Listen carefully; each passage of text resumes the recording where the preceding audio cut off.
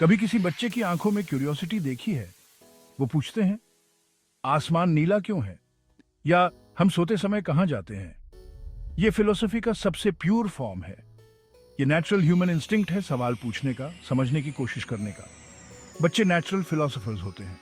उनमें नॉलेज के लिए एक अजीब सी प्यास होती है। वो हर चीज के पीछे का क्यों जानना चाहते हैं। उनके नन्हे दिमाग अचरज और कौतूहल से भरे होते हैं। यही नेचुरल क्यूरियोसिटी फिलॉसफी की नींव है। यही नॉलेज और मीनिंग की हमारी खोज के पीछे ड्राइविंग फोर्स है।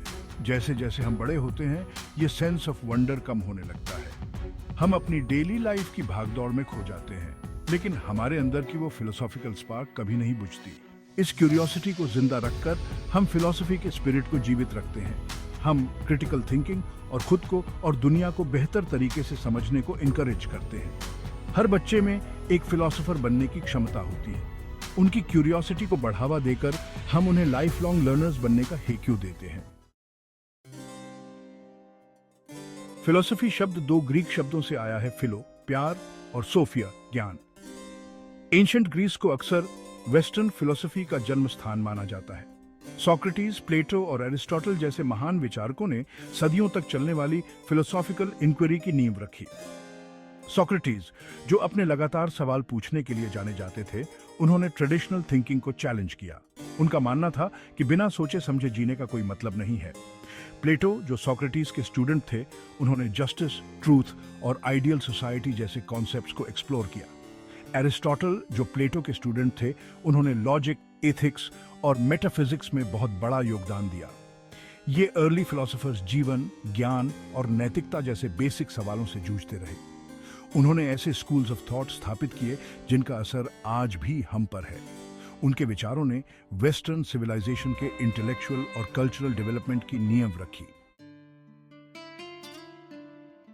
एंशिएंट से मॉडर्न तक फिलॉसफी का सफर कंटिन्यूटी और चेंज दोनों से भरा है। मिडिवल फिलोसोफर्स ने फेथ और रीजन के बीच के रिश्ते को समझने की कोशिश की। रेनेसांस में क्लासिकल आइडियाज में फिर से रुचि जागी। एनलाइटनमेंट ने रीजन और इंडिविजुअल ऑटोनॉमी पर जोर दिया।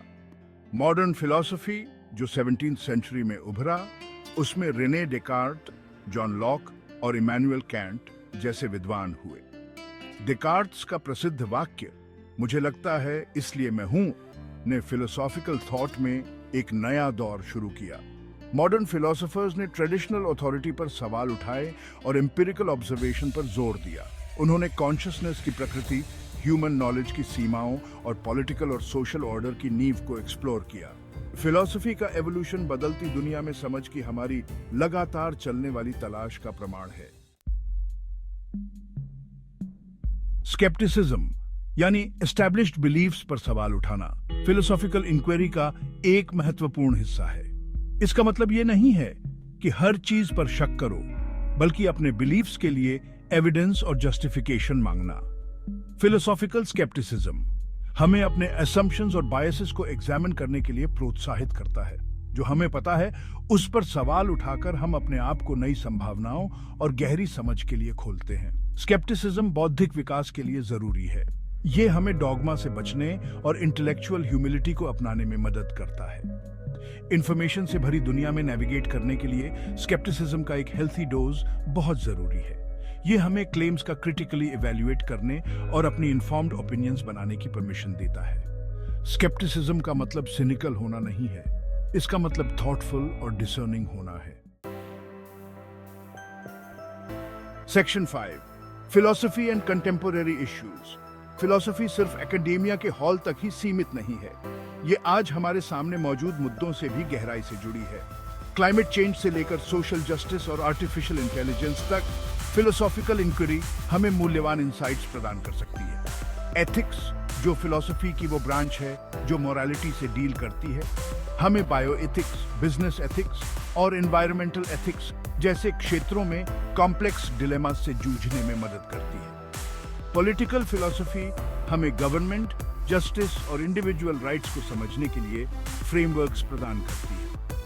फिलॉसफी हमें अपनी वैल्यूज के बारे में क्रिटिकली सोचने और ये समझने के लिए प्रोत्साहित करती है कि हम एक मोर जस्ट और इक्विटेबल सोसाइटी कैसे बना सकते हैं। फिलोसॉफिकल प्रिंसिपल्स को कंटेम्पररी इश्यूज पर लागू करके हम ऐसे सॉल्यूशंस की तरफ काम कर सकते हैं जो एथिकल और इफेक्टिव दोनों हों। Section 6, the interplay of science and philosophy. Science और फिलॉसफी को अक्सर अलग अलग डिसिप्लिन्स के रूप में देखा जाता है, लेकिन ये दोनों बहुत गहराई से एक दूसरे से जुड़े हैं। साइंस ऑब्जर्वेशन और एक्सपेरिमेंटेशन के माध्यम से नेचुरल वर्ल्ड को समझना चाहती है। फिलॉसफी हमें साइंटिफिक डिस्कवरीज को इंटरप्रेट करने और उनके एथिकल इम्प्लीकेशंस को एक्सप्लोर करने के लिए एक फ्रेमवर्क प्रदान करती है। फॉर एग्जाम्पल, जहां साइंस हमें आर्टिफिशियल इंटेलिजेंस की कैपेबिलिटीज के बारे में बता सकती है, वहीं फिलॉसफी हमें इसके डेवलपमेंट और यूज से जुड़े एथिकल क्वेश्चन से जूझने में मदद करती है। ह्यूमन नॉलेज को आगे बढ़ाने और मानवता के सामने मौजूद चैलेंजेस का सामना करने के लिए ये दोनों ही डिसिप्लिन्स जरूरी है। साइंस और फिलॉसफी के बीच का रिश्ता म्यूचुअल एनरिचमेंट का है। साइंस फिलॉसफी को सोचने के लिए नई डिस्कवरीज प्रदान करती है, जबकि फिलॉसफी साइंस को उसके महत्व को समझने के लिए एक ब्रॉडर कॉन्टेक्स्ट प्रदान करती है। Section 7, life's big questions, a philosophical inquiry. इतिहास भर फिलोसोफर्स ने जिंदगी के कुछ सबसे बड़े सवालों से जूझने की कोशिश की है। जिंदगी का मतलब क्या है? कॉन्शियसनेस क्या है? रियलिटी की प्रकृति क्या है? ये ऐसे सवाल हैं जिनका जवाब सिर्फ साइंस नहीं दे सकती। फिलॉसफी हमें इन गंभीर सवालों को एक्सप्लोर करने के लिए एक जगह प्रदान करती है। ये हमें कॉस्मोस में अपनी जगह और अपने अस्तित्व की प्रकृति पर रिफ्लेक्ट करने के लिए प्रोत्साहित करती है। हालांकि इन सवालों के कोई निश्चित जवाब नहीं होंगे, लेकिन फिलोसॉफिकल इंक्वायरी की प्रक्रिया खुद ही बहुत एनरिचिंग हो सकती है। इन फंडामेंटल क्वेश्चंस पर चिंतन करके हम ह्यूमन एक्सपीरियंस की कॉम्प्लेक्सिटी और वंडर के लिए अधिक से अधिक एप्रिसिएशन हासिल करते हैं। फिलोसफी हमें याद दिलाती है कि नॉलेज की तलाश की तरह ही मीनिंग की तलाश भी जरूरी है। Section 8, diverse philosophical perspectives. Philosophy का एक सबसे रोमांचक पहलू है इसके पर्सपेक्टिव्स की विविधता। एंशिएंट स्कूल्स ऑफ थॉट से लेकर कंटेम्पररी मूवमेंट्स तक फिलोसॉफिकल आइडियाज का एक बहुत बड़ा तारतम्य है जिसे एक्सप्लोर किया जा सकता है। कुछ फिलोसोफर्स रीजन और लॉजिक पर जोर देते हैं, जबकि दूसरे एक्सपीरियंस और इंट्यूशन को प्राथमिकता देते हैं। दुनिया भर में फिलोसॉफिकल परंपराएं हैं और हर परंपरा हमें ह्यूमन कंडीशन में अनोखी इंसाइट्स प्रदान करती है। इन डाइवर्स पर्सपेक्टिव्स को एक्सप्लोर करना हमारे अपने असम्पशंस को चैलेंज करता है और दुनिया के बारे में हमारी समझ को और ज्यादा विस्तृत करता है। यह हमें याद दिलाता है कि रियलिटी को देखने और उसे इंटरप्रेट करने के कई तरीके होते हैं।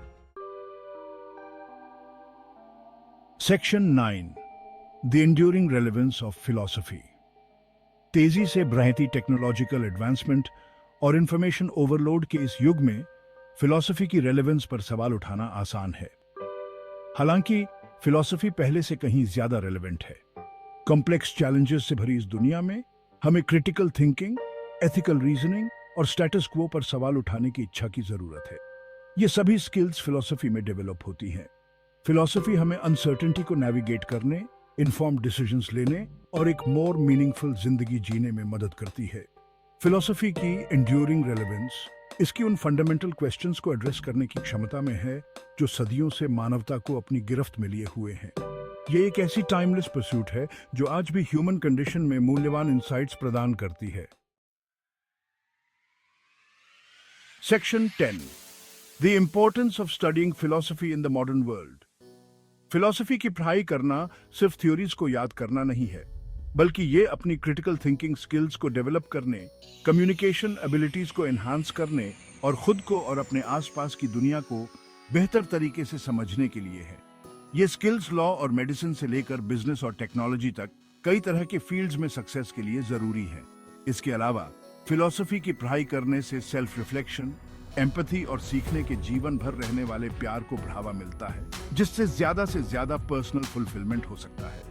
फिलोसॉफिकल इंक्वायरी के चैलेंजेस और रिवॉर्ड्स को स्वीकार करके हम दुनिया के ज्यादा थॉटफुल, एंगेज्ड और कंपैशनेट सिटीजन्स बन सकते हैं। एक ऐसी दुनिया में जो अक्सर स्पीड और एफिशिएंसी को प्राथमिकता देती है, फिलॉसफी हमें धीमे होने, सवाल पूछने और मीनिंगफुल चिंतन में शामिल होने के लिए कहती है।